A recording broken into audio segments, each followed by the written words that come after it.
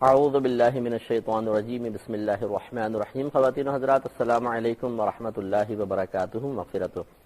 Programme احکام شریعت اور نماز سے متعلقہ مسائل کے ساتھ آپ کی خدمت میں تسلسل سے شرف حاضری حاصل ہو رہا ہے۔ پچھلے پروگرام میں آپ کو عرض کیا تھا،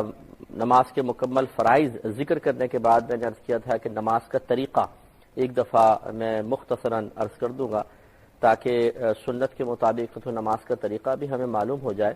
پھر بسا اوقات ایسا ہوتا ہے کہ ہم نے مسجدوں میں دیکھ دیکھ کر نماز سیکھی ہوتی ہے، اکثر ایسی ہوتے ہیں کہ دیکھ کے نماز سیکھی ہوتی ہے، یا کسی سے سیکھی تھی باقاعدہ، تو جیسے حافظ صاحب سے وہ قرآن پڑھتے ہوئے، تو اتنے کم عمری میں ہم بچوں کو عموماً قرآن پڑھاتے ہیں کہ اس وقت کی بہت سی باتیں جو انہوں نے سیکھی ہوتی ہیں اسے سیکھ تو وہ لیتے ہیں لیکن مکمل طور پہ سمجھ نہیں پاتے ہیں، تو ادھوری بات سمجھ میں آتی ہے، کچھ ذہن میں رہتا ہے، کچھ نہیں رہتا، اور جیسے جیسے پھر عمر بڑھتی چلی جاتی ہے ویسے ویسے حافظے سے وہ بچپن کی چیزیں نکلنا شروع ہوتی ہیں، اگرچہ ہم اس کا تسلسل سے پریکٹیکل کر رہے ہوتے ہیں، لیکن کچھ ہی عرصے بعد جب ذہن اور ہمارے پریکٹیکل میں ہم آہنگی باقی نہیں رہتی ہے تو پھر ذہن کے اندر سے چیز بالکل ختم ہو جاتی ہے، اور جو ہم پریکٹیکل کر رہے ہوتے ہیں وہ پھر ہمارے ذہن کے اندر نقش ہو جاتا ہے۔ تو پہلے والی چیز نکل گئی، نئی چیز نقش ہو گئی، اور یہ نئی چیز بعض اوقات غلطی ہوتی ہے، یہ غلطی پر مشتمل کوئی عمل ہوتا ہے اور اس کی ایک تصویر ذہن میں آ جاتی ہے، اور ہم یہ گمان کرتے رہتے ہیں کہ یہ وہی تصویر ہے جو ہم نے بچپن میں اپنے ذہن میں نقش کی تھی، حالانکہ اس میں فرق ہوتا ہے۔ میں اس کو ایک اور اس طرح آپ کو بات سمجھاتا ہوں کہ جیسے تشہد بہت سارے لوگ بچپن میں پڑھ لیتے ہیں، سیکھ بھی لیتے ہیں، لیکن جیسے جیسے آگے بڑھتے چلے جاتے ہیں تو جو اس وقت حافظے میں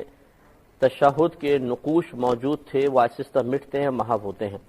اور پھر ہم جب آگے چل کر تھوڑے بڑے ہو کر کسی غلطی میں مبتلا ہو جاتے ہیں، زبر زیر پیش کی غلطی میں، تو وہی چیز پھر ذہن میں نقش ہو جاتی ہے، اور ہم یہ گمان کرتے رہتے ہیں کہ شاید یہ وہی چیز ہے جو ہم نے بچپن میں سیکھی تھی۔ جیسے اکثر آپ دیکھیں گے لوگ بولتے ہیں ہم نے التحیات پڑھی، التحیات پڑھی، التحیات پڑھی، حالانکہ غلط ہے، لفظ یہ نہیں ہے، لفظ ہے التحیات۔ جب اتا کہیں تو ہا کی آواز آنی نہیں چاہیے، التحیات، یا پہ تشدید ہے، اب ہی اور ہا کے نیچے زیر ہے، حیات، حیات، اب ہم کہتے کیا ہیں؟ التحیات، ہا کو ساکن کر دیتے ہیں اور یہ کی تشدید ختم کر دیتے ہیں، ہم نے التحیات پڑھی۔ تو یہ عموماً چونکہ میں نے الحمدللہ ایک طویل عرصے تک خصوصاً بالغان کو ہم نے پڑھایا ہے، قرآن بھی میں نے پڑھایا اور ان کی نمازیں بھی درست کروائیں، بہت سارے لوگ ہمیں ملتے رہے، میری زندگی میں کوئی ایک بھی شخص ایسا نہیں آیا جس بالغ نے مجھے نماز پوری سنائی ہو۔ معذرت کے ساتھ عرض کرو، میں نہیں کہہ رہا ہوں کہ آپ جتنے سامنے بیٹھے ہوئے ہیں سب غلط نماز پڑھنے والے ہیں، معذاللہ ایسا نہیں کہنے کا مطلب ہے، بلکہ میں جو سمجھانا چاہ رہا ہوں میں آپ کو عرض کرتا ہوں کہ میرے سامنے آج تک کوئی ایسا شخص نہیں آیا جس نے 100% مجھے صحیح نماز سنا دی ہو، کہیں نہ کہیں غلطی، حتیٰ کہ ثنا پڑھتے ہوئے سبحانک اللہم کہتے ہیں، حالانکہ سبحانک اللہم، لا کو لمبا کھینچیں گے کیونکہ کھڑا زبر ہے اس میں، تھوڑا سا اس کو لمبا کرنا، سبحانک اللہم اور کلہم، لا اور لا لا لا لا لا فرق ہے، سبحانک اللہم، سبحانک اللہم، کلا یہ لام زبر لا بنے گا، اور کلا لام کھڑا زبر لا بنے گا، یہاں کھڑا زبر ہے، صرف زبر نہیں ہے، اور یہ مد، یہ الف مدہ، واو مدہ، یا مدہ کہلاتے ہیں، اور ان میں غلطی لحن جلی کہلاتی ہے۔ لحن جلی کا مطلب یہ ہے کہ زیادہ بڑی غلطی ہوتی ہے، اس میں بسا اوقات معانی کا فساد زیادہ ہو جاتا ہے، نماز تک ٹوٹ جاتی ہے۔ میں سبحانک اللہم کی بات نہیں کر رہا ہوں، اس سے نہیں ٹوٹتی ہے، اگر ہم قرآن پڑھیں اور اس کے اندر یہ ہم لحن جلی کر بیٹھیں تو بسا اوقات نماز کے فساد کا سبب بن سکتا ہے۔ یہ تو میں نے چند آپ کو مثالیں دی، پھر رکوع اور سجود کی تسبیحات پہ بھی آپ کو بتایا تھا، عموماً پڑھتے ہیں سبحان رب العظیم، سبحان رب العظیم، حالانکہ صحیح لفظ ہے سبحان ربی العظیم، سبحان ربی العظیم، سبحان ربی العظیم، یہ صحیح لفظ ہے، ربی العظیم، یہ کو لام سے ملاتے ہیں، اس طرح کی غلطیاں ہیں۔ پھر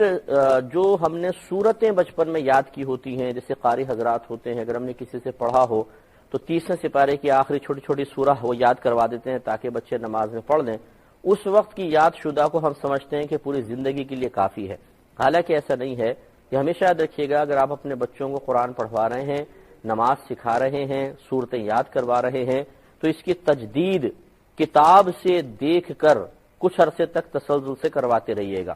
مثال کے طور پہ آپ بچے نے قرآن ختم کر لیا، نماز پوری سیکھ لی، سورتیں یاد کر لی، 1 سال بعد کتاب سے دوبارہ ان چیزوں کو آپ ان کو کہیں کہ ریپیٹ کریں کتاب میں دیکھ کر،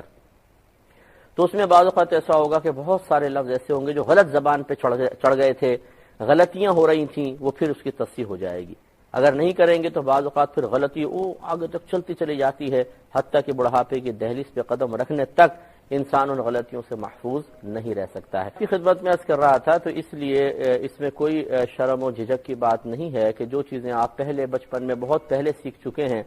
اور جس کے بارے میں ہم فخراً دعویٰ کرتے ہیں، یہ تو ہم نے بچپن میں ہی سیکھ لی تھی، ہم نے باقاعدہ حافظ صاحب آتے تھے، قاری صاحب آتے تھے، ان سے ہم نے پڑھی ہیں، تو ایک دفعہ ان کو چیک کروا لیں۔ یہ ہمارا مشورہ ہے، باقی آپ کی مرضی ہے، آپ اللہ تعالیٰ کی بارگاہ میں خود جواب دے ہیں۔ اگر آپ صحیح پڑھ رہے ہیں تو بہت اچھی بات ہے، غلط پڑھ رہے ہیں تو آپ کو تشویش خود ہونی چاہیے، ہمارا صرف ایک مشورہ ہے، اگر سمجھ لیں تو بہت اچھی بات ہے۔ اور ہمارا، میں نے پہلے وضاحت کر دی کہ خدا نخواستہ یہ کہنا مقصود نہیں ہے کہ جتنے مسلمان بھائی اور بہنیں نماز پڑھ رہے ہیں سب کی نمازوں میں، سب کی قراءتوں میں ضرور کوئی غلطی ہے، یہ بھی ہمارا دعویٰ نہیں ہے۔ ہو سکتا ہے کوئی بہت ہی خوبصورت پڑھتا ہو اور بالکل صحیح پڑھتا ہو، اس کا بھی انکار کوئی نہیں